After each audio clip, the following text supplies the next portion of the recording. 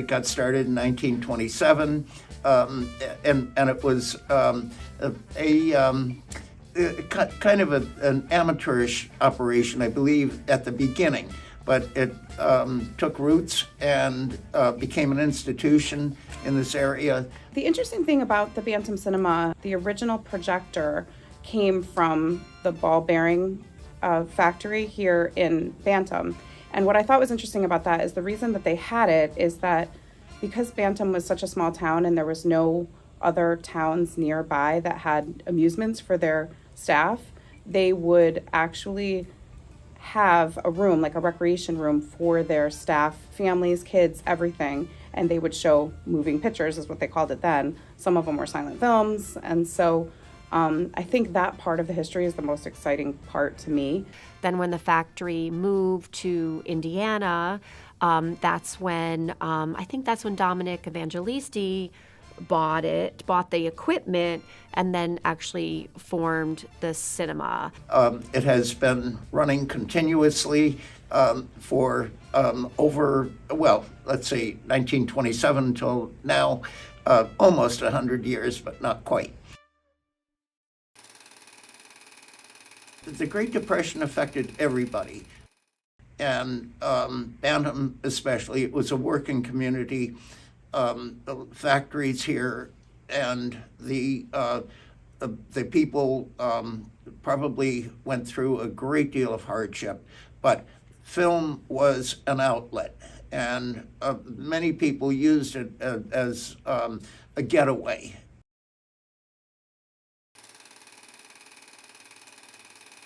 There was a tornado in Bantam that really devastated the town. It really destroyed a lot of historical documents and plans. The people here say the height of the storm lasted only 2.5 minutes, but the destruction is still difficult to comprehend. Businesses like this one were totally demolished. 3 people were trapped under tons of wreckage in the basement of what had been their home. Miraculously, they survived. It was probably one of the most defining moments of our youth, I think, as residents in the area, because it really shut down. The cinema was not affected, but the roads were closed for days because of trees being down and so forth. So it probably did have to close at that time. I would say the biggest challenge was probably COVID for us. The theater had to shut. And the tricky thing with COVID, specifically for the Bantam Cinema, is that it's a small theater, 2 rooms. So when the first COVID restrictions came out, there wasn't the ability to even be open because you had to be 6 feet apart. No more than 2, so we would have had 4 people in the room, essentially. COVID at the time was devastating, but it actually did, without COVID, it might not have ever been turned into a nonprofit. And I really think the future of the cinema is through a nonprofit, because the movies, people, movie makers, I guess, make a lot of money, and some actors, but the cinemas don't make a lot of money. I mean, you think about the ticket you're paying for, half of that's going to the movie studios, and the cinema's only getting half. So we really have to rely on grants. The most recent owner prior to us was a gentleman named Sydney. We sadly had a global pandemic, and when that happened in March of 2020, Sydney decided that he was going to shut down the cinema. And so everyone on the cinema mailing list, which I've been a part of since whenever they first started it, got an email, a very sort of impassioned 1-page email that said, cinema's going to be gonzo, trying to find somebody else to buy it. But since the Globe is trying to figure out what we're going to do next, a movie theater is not necessarily the priority. I think in a lot of ways we're really fortunate, which I know sounds weird, that COVID happened, because it kind of gave us the ability to give Bantam new life.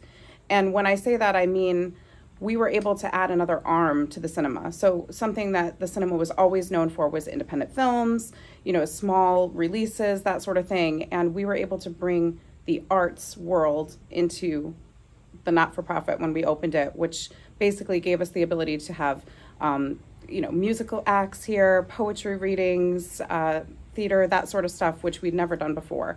And I maybe also it developed an appreciation among the townspeople for having it continue, because its absence was a great loss.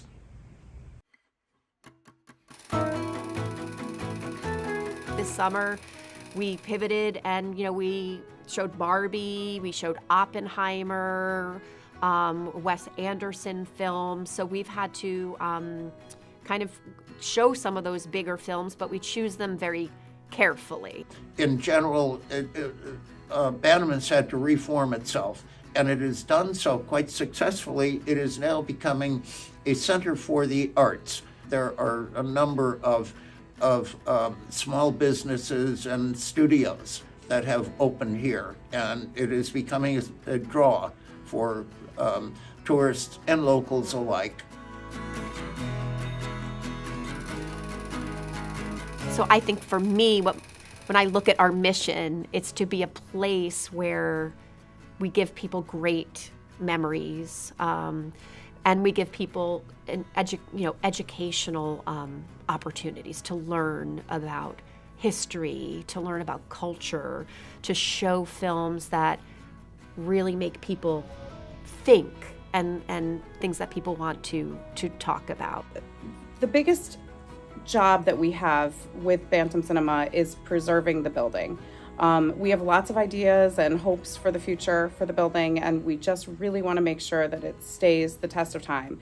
We want to have it another 100 years and more. When we formed a nonprofit, we really wanted the community to know that nobody owns a nonprofit. So a nonprofit belongs to the community, and that's where we feel this is everybody's story. The history of the cinema belongs to all of us. Everything that I have found that has happened around the Bantam Cinema has this tiny hint of magic in it.